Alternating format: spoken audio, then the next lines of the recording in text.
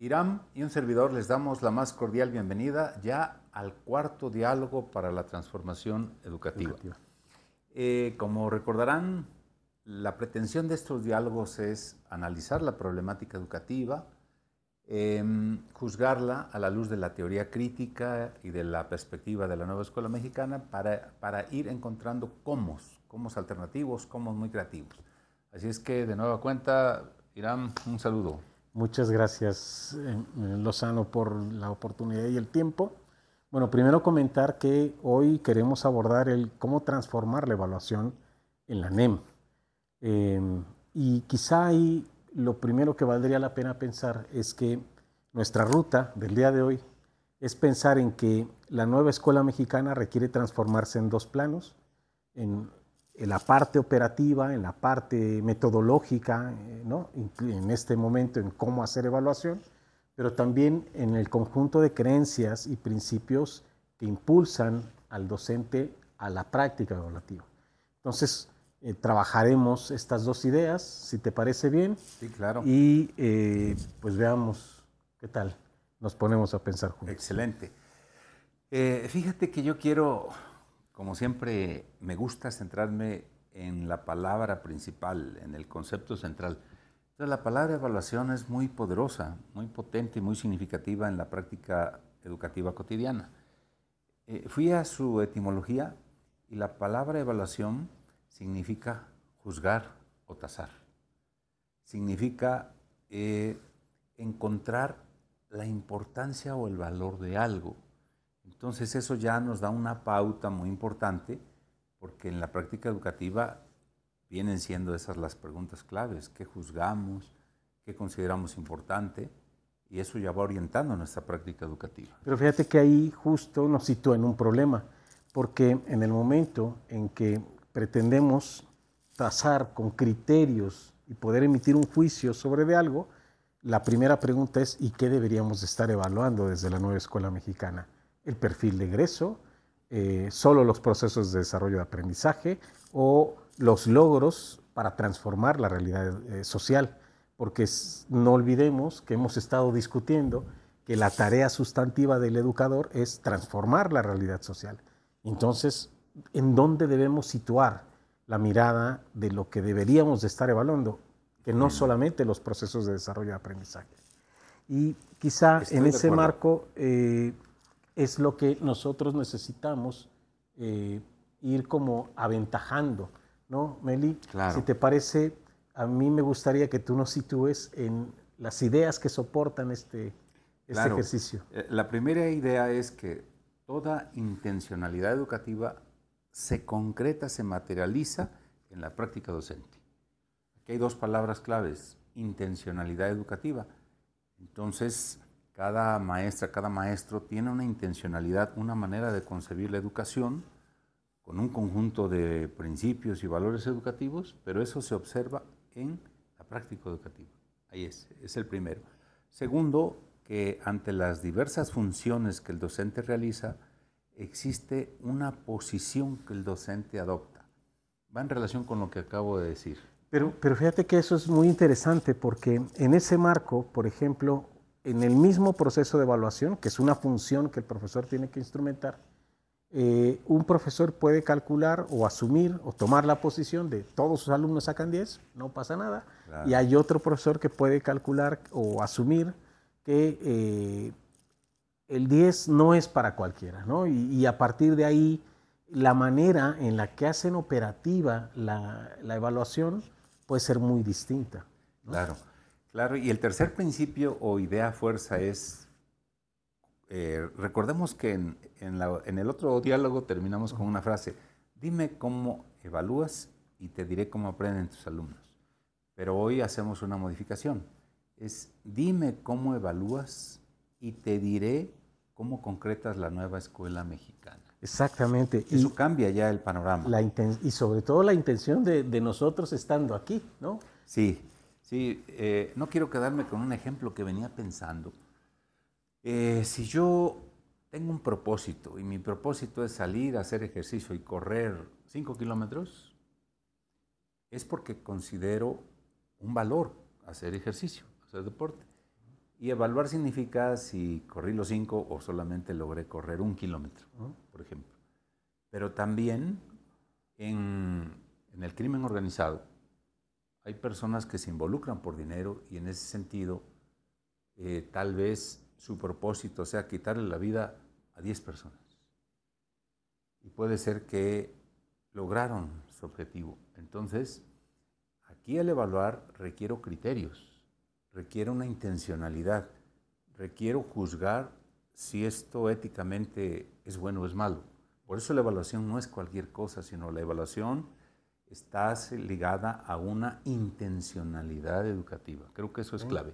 Y una de las primeras intencionalidades donde se condensa, se sintetiza la filosofía de la educación en México, en nuestro país, pues está en el tercero constitucional. Entonces creo que valdría la pena siempre abrevar, siempre volver a recordar el espíritu del tercero constitucional. Y yo te pediría que lo leyeras tal cual, Irán, porque está verdaderamente lleno de riqueza. Ok. Primero, que la educación se basará en el respeto irrestricto de la dignidad de la persona, con un enfoque de derechos humanos y de igualdad sustantiva. Tenderá a desarrollar armónicamente todas las facultades del ser humano y fomentará en él a la vez el amor a la patria, el respeto a todos los derechos, las libertades, la cultura de paz y la conciencia de la solidaridad internacional. En la independencia y en la justicia promoverá la honestidad, los valores y la mejora continua del proceso de enseñanza-aprendizaje. Yo siempre, cuando doy algún curso, les cuento una anécdota de que cuando tenía 16 años y empecé la normal primaria, una maestra me dijo, ¿en dónde tenemos que fijarnos para saber la orientación de una educación? Pues nadie sabía. Y desde ahí caí en cuenta que hay que recurrir al tercero constitucional, porque ahí está. Y siempre me llama la atención que aquí no dice que aprendan solo matemáticas, que aprendan física, que aprendan historia, o que aprendan a leer y escribir. O ¿no? Que desarrollen todos sus PDAs. Exacto. Sí, ¿no? sí. Entonces aquí está condensada una visión de la formación de un ser humano integral, la visión de la formación de una ciudadana o un ciudadano. Y tiene valores fundamentales. Entonces, respondiendo a la pregunta que tú hacías, ¿qué debemos evaluar? Pues yo diría que lo primero que tendremos que evaluar es el artículo 3 constitucional. Sin embargo, el artículo 3 es una cosa muy abstracta, muy global. Por eso se tiene que ir, diríamos, operacionalizando para llegar hasta las cosas más concretas. Pero el faro fundamental es este. Y sin este podríamos no tener una intencionalidad clara, coherente con el tercero constitucional y la nueva escuela mexicana. Y que fíjate que a mí me pones a pensar que el respeto de la dignidad de la persona en el proceso de la evaluación muchas veces se ve violentado. Entonces, quizá un faro que orienta la tarea es cómo hacer una evaluación en donde la dignidad de la persona siempre esté cuidada, procurada, atendida, ¿no? Exacto. Creo que sería una tarea pendiente en visualizar claramente si tus modelos o tus procesos de evaluación como profesor cumplen o no cumplen ese criterio. Claro. ¿No? Estaba recordando hoy por la tarde cuando nos visitó Joan Carles Melik y justo hablaba sobre la dignidad. Y recuerdo muy bien cómo pues a mí me dejó pensando mucho porque señalaba que no existe la ética porque exista la dignidad, sino precisamente existe la ética porque existe la indignidad. Y me dejó sonando, ¿no? Después profundicé y tiene que ver con que en el aula, en la relación pedagógica, muchas veces cuando valoramos la relación con nuestros alumnos, vemos, pues este no sabe, este no tiene las capacidades. Y puede ser que lleguemos a una conclusión de decir, esta persona no es digna. O tanto se le ha excluido que se ha vulnerado su dignidad.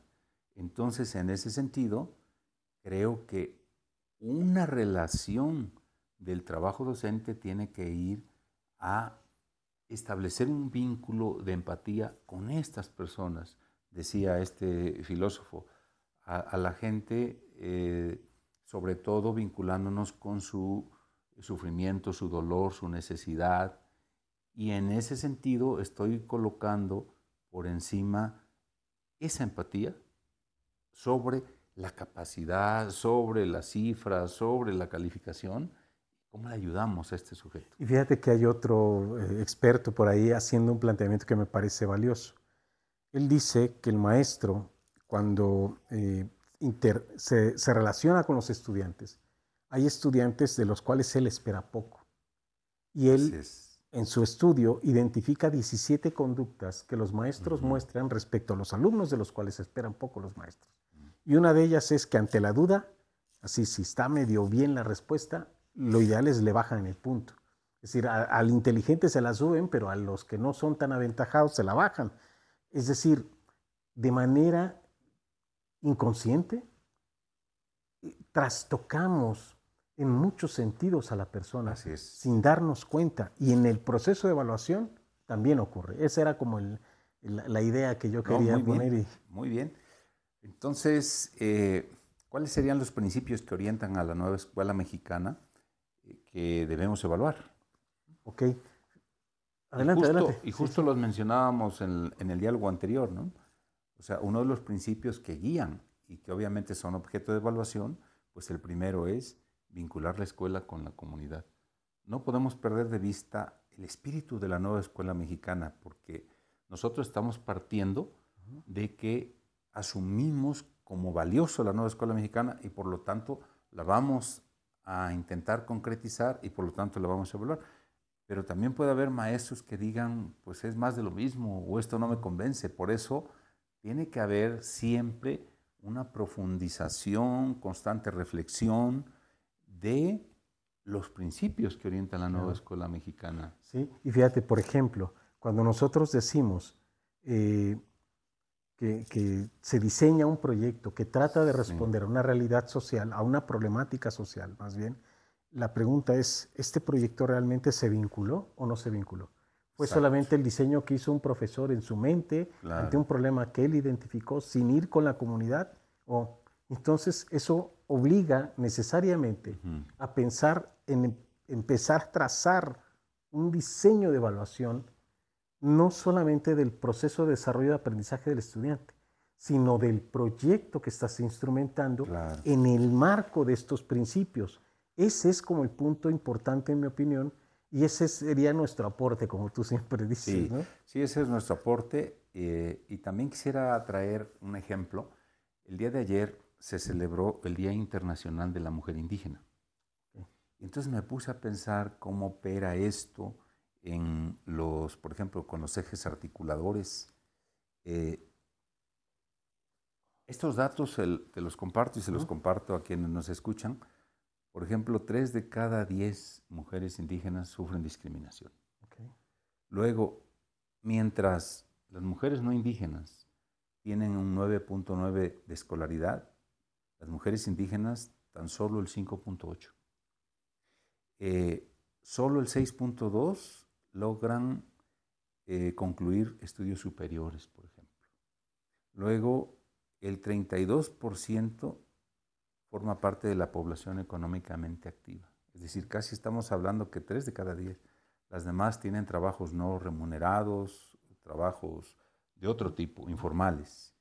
Luego, fíjate, esto me llamó mucho la atención, el 68% de las mujeres indígenas contrae matrimonio entre los 9 y 10 años.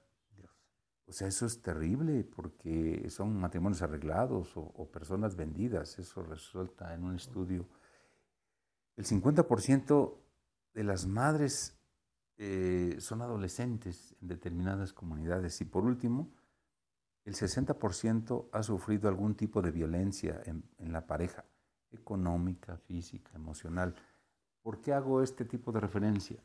Porque está de por medio la dignidad humana. Es decir, en este tipo de personas se ha vulnerado la dignidad y por lo tanto la relación pedagógica tiene que atender este tipo de circunstancias, de contextualizaciones. Y en ese sentido la evaluación tendría que orientarse también hacia allá.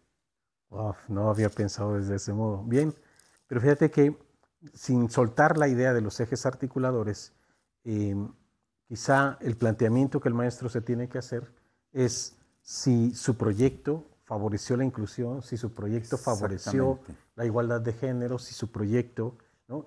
Cada uno de estos ejes, decidir, a lo mejor no los vas a abordar todos, pero sí identificar que aquel que vas a abordar tiene que ser perfectamente identificable. Identificable. Sí, por ejemplo, yo hice referencia al Día Internacional de la Mujer Indígena porque tiene que ver con el principio, el eje articulador de la interculturalidad crítica. Cómo la población no indígena y la población indígena tiene brechas muy grandes. Entonces, esa es la interculturalidad. Y cómo tenemos que cerrar estas brechas. Entonces, no es lo mismo comprender, existen muchas culturas, sí, ya, pero es una visión lineal, sino una visión dialéctica, es cómo se están dando las asimetrías y cómo la educación puede contribuir para superar estas asimetrías. Creo que para eso nos sirven los ejes articuladores también. Incluso, porque visibilizarlo ya es un primer principio, pero no va a ser suficiente, ¿no? Va a implicar otras tareas. Quizá otro de los elementos que conviene recuperar, Meli, tiene que ver con lo que tú decías. Dime cómo evalúas y te diré cómo se concreta la NEM. Pero eso tiene una pregunta de fondo. Entonces, adelante, por favor. Sí, ¿qué papel juegan las teorías implícitas en la práctica docente? Podríamos decir que una concepción orienta la acción. Sí. Una concepción orienta la acción. Entonces, en términos generales, yo recordaba el planteamiento de Paulo Freire cuando él dice, a ver, ¿qué es la educación?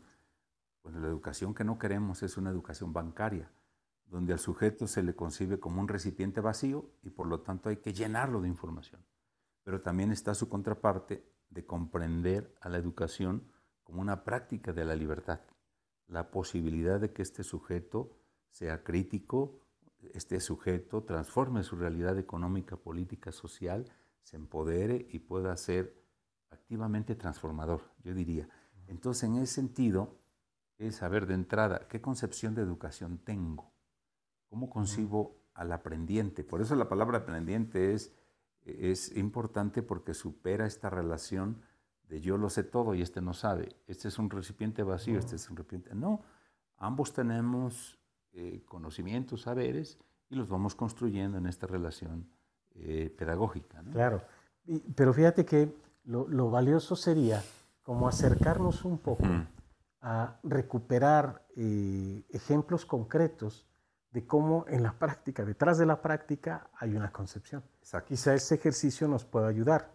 Entonces, a veces cuando, por ejemplo, un maestro le pide a los estudiantes un examen con un menú de preguntas, creo ese es un tipo de práctica y obviamente puede haber otros docentes que lo que hacen es enfrentar al alumno a una situación, a un problema y le piden que se desempeñe. Y esto nos obliga a recuperar que detrás de eso hay distintas concepciones. Sí. La primera concepción que yo decía era la concepción de educación. Pero ¿cuál es la concepción de aprendiente o de alumno? Un alumno, un aprendiente pasivo, receptor, o un alumno o aprendiente activo, un sujeto crítico, y eso es lo que va a orientar la práctica docente, ¿no? La siguiente también es, como tú lo decías, yo les enseño algo, ellos se encargarán de ver dónde lo aplican. Eso ha pasado cuando no existe el vínculo con la comunidad, el vínculo con los problemas sociales. Pero fíjate que lo interesante es que estas concepciones operan sin que el profesor cobre conciencia de lo que está haciendo. Es decir, él no es intencionado a su actuación. Operan de forma automática porque las adquirieron a la luz de estar expuestos a contextos en donde para ellos era común funcionar así. Entonces, ayudar al profesor a observar su práctica y a partir de ahí identificar qué principio, qué concepción de persona, qué concepción de educación, qué concepción de evaluación está detrás es fundamental.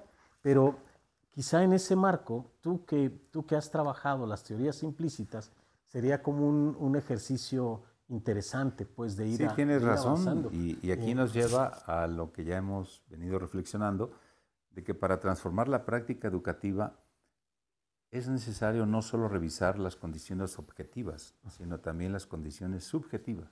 Claro. Las condiciones objetivas serían, a ver, cómo hago mi plan de clase o el PDA, cómo organizo los tiempos, cómo evalúo, pero analizar las condiciones subjetivas significa replantearse qué concepto de educación tenemos, qué concepto de sujeto, qué concepto de comunidad, qué concepto de transformación, y revisarlas nos ayuda a hacerlas conscientes y a transformarlas. Por eso es importante qué concepciones tenemos de evaluación, ¿no? Como decíamos, si lo que yo trato es de preponderar lo memorístico, pues entonces lo que voy a evaluar es exactamente que me repitan como periquitos lo que yo acabo de disertar en el pizarrón, ¿no? Ok. Y fíjate, quizá lo que seguiría en este marco es que hacer procesos de evaluación, el maestro tiene que estar consciente de cuáles son sus concepciones. Y a partir de ahí, ser consciente que la nueva escuela te está planteando nuevos retos. Y que entonces no se trata solamente de evaluar el proceso de desarrollo de aprendizaje, sino también ir más allá y evaluar, por ejemplo, el producto, las enseñanzas, los proyectos tendrían que ajustarse de otra forma, ¿no? Ese es como el reto en el que estamos. Después de nuestra falla técnica, ¿qué les parece si retomamos ahora la parte operativa de cómo hacer la evaluación? Y recuperando nuestro ejemplo de la violencia entre iguales, la pregunta sería, ¿qué debemos evaluar? ¿No? ¿Qué elementos debo tener en cuenta a la hora de hacer evaluación que vaya más allá? O sea, nuestra apuesta no es proponer cómo evaluar los PDA, porque eso ya podrían ir a revisar nuestro Claro. video sobre evaluación. Lo que nos interesa es qué más podemos aportar desde este marco de la nueva escuela mexicana. Y en ese sentido es que buscamos cómo evaluar más allá del PDA. Uno de los elementos tendría que ser el perfil de egreso. Exactamente. Hace un momento decíamos, como de lo general a lo particular, lo primero que habría que evaluar es el artículo 3º constitucional, porque ahí se condensa la filosofía de la educación, la orientación fundamental. Pero eso se va desglosando, se va operacionalizando hasta sintetizarse en el perfil de egreso. Pero hablar de un perfil de egreso es también como limitativo decir hasta que salgan, cuando la educación no es solamente el final del proceso lo que importa, sino es el proceso mismo. Por lo tanto, lo que habría que evaluar es si se reconocen como ciudadanas y ciudadanos, que puedan ejercer su derecho a una vida digna, decidir sobre su cuerpo, construir su identidad personal y colectiva, así como a vivir con bienestar y un buen trato, en un marco de libertad, de responsabilidades con respecto a ellas mismas y ellos mismos, así como con su comunidad. Entonces, ahí está un rasgo fundamental a evaluar. Y que fíjate que hay dos elementos, porque no quiero dejar pasar esto que has dicho. Le deberíamos de llamar ya no perfil de egreso, ¿no? Desde esta mirada. Le deberíamos de llamar perfil de desempeño comunitario. Es decir, recuperar que la persona al egresar lo que busca es irse a desempeñar no en un contexto social, porque ese es otro riesgo, sino en un contexto comunitario en donde el vínculo entre las personas, la cercanía, la identidad, los elementos comunes es el referente que orienta y que por eso este perfil plantea, no lo plantea en primera persona, ¿no? Dice, reconocen, es decir, le da un enfoque distinto y creo que ahí tendríamos que empezar a pensar en cambiar la forma en la que históricamente le hemos llamado perfil de egreso. Me gusta, ¿no? Fíjate, perfil de desempeño comunitario. Okay. Excelente, ¿no? Porque su mundo vital de un aprendiente, pues es su casa, es el barrio, es la colonia, es la familia. Entonces, es ahí donde se tiene que desempeñar con estas intencionalidades de la nueva escuela mexicana. Un sujeto honesto, un sujeto que respeta sus propios derechos de los demás, un sujeto solidario. Entonces creo que es clave este concepto importante que acabas de mencionar. Y si te parece bien, yo creo que el ejercicio que puede ir haciendo el profesor a la hora de diseñar cualquier proyecto que contribuya a la transformación social es revisar con detalle qué rasgos, ¿no?, del perfil, lo vamos a dejar así, sin apellidos, qué rasgos del perfil contribuyen o pueden ser desarrollados desde este proyecto. Excelente. Ese es como el ejercicio en el que nos tenemos que situar, pero una de las cuestiones que valdría la pena profundizar también tiene que ver con qué otras preguntas nos tendríamos que hacer para evaluar si nuestros proyectos corresponden o no corresponden a la solución de los problemas sociales. Claro. Este instrumento que les proponemos de autoevaluación respecto a proyectos sociocríticos en educación básica me parece muy relevante porque en primer lugar es una autoevaluación. El maestro en una revisión crítica pues dice yo sí he logrado esto o esto ha ido con esta orientación. Entonces, a ver, si el principio de la nueva escuela mexicana es pasar de contenidos a problemáticas sociales, un rasgo importante a evaluar sería si se trata de responder a una problemática social. Y entonces ya generamos los indicadores, una puntuación, y eso nos llevaría a una evaluación. Claro. Una evaluación bajo la perspectiva de si estamos o no materializando la nueva escuela mexicana. Si cumple o no cumple, los criterios que estamos peleándonos, ¿no? Y, por ejemplo, que responde al interés de los participantes, porque a veces el profesor es quien diseña o simplemente recuperamos lo que plantea el libro y entonces dejó de ser relevante y pertinente para el estudiante. Así es. El otro aspecto es si se concede el protagonismo a los aprendientes, ¿verdad? Porque al final de cuentas ellos son los sujetos fundamentales del proceso educativo y puede ser que yo los tome sí como importantes, pero el protagonismo lo sigo teniendo yo como docente. Y que fíjate que el elemento central sería, a ver, si le concedemos el protagonismo, lo que estamos buscando es desarrollar su autonomía. Y por autonomía deberíamos de entender la capacidad del sujeto de resolver problemas con las capacidades que él ha desarrollado, con los saberes que él ha desarrollado, ¿no? Exactamente. El otro rasgo fundamental es si se promueve el papel de mediador, del educador. Pero el sentido mediador a veces como que puede ser que te excluye de la responsabilidad de involucrarte en el proceso de aprendizaje con el aprendiente. Claro. ¿No? Sino que en este caso, si el profesor o la profesora se convierte en un sujeto de transformación social en el sentido de enlazar el proceso de aprendizaje con los problemas de la comunidad, ¿no? Ok. Fíjate que otro de los elementos es que involucre varios campos formativos, porque es como una manera de entender que podemos, para resolver un problema, apelar precisamente a esta interdisciplinaridad, ¿no? Y quizá otro rasgo que vale la pena es que si está situado en un abordaje comunitario o está situado en una dimensión abstracta, como ya lo habíamos dicho, ¿no? Unos libros prescriptivos que por suerte ya no existen, pero puede ser a veces que no esté situado desde la perspectiva comunitaria. Y no hay que perder de vista que la escuela es un centro de aprendizaje comunitario. Y el penúltimo sería que orienta el desarrollo de la ciudadanía.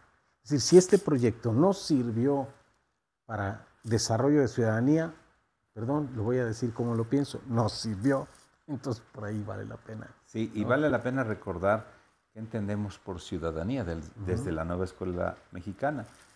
Una ciudadanía se comprende como una persona consciente de sus derechos, pero también de sus obligaciones, por ejemplo, ¿no?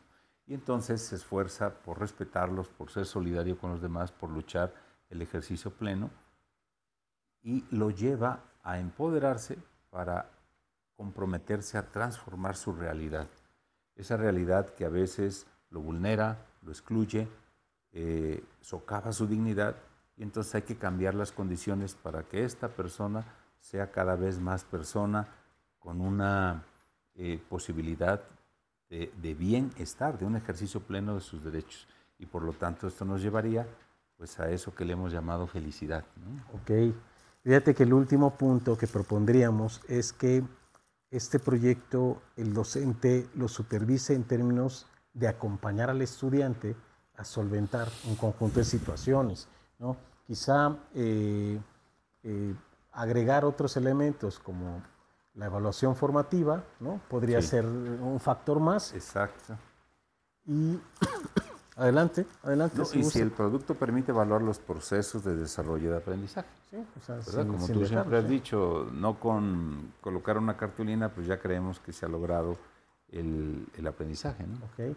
Y bueno, con esto estábamos buscando como dar dos grandes categorías de por dónde transitar, ¿no? Identificar que hay creencias que impulsan al docente a la acción, como tú dices, y que hay elementos prácticos que tenemos que reformular para hacer una evaluación más pertinente desde la nueva escuela mexicana. Perfecto. Pues ya casi se nos está acabando el tiempo.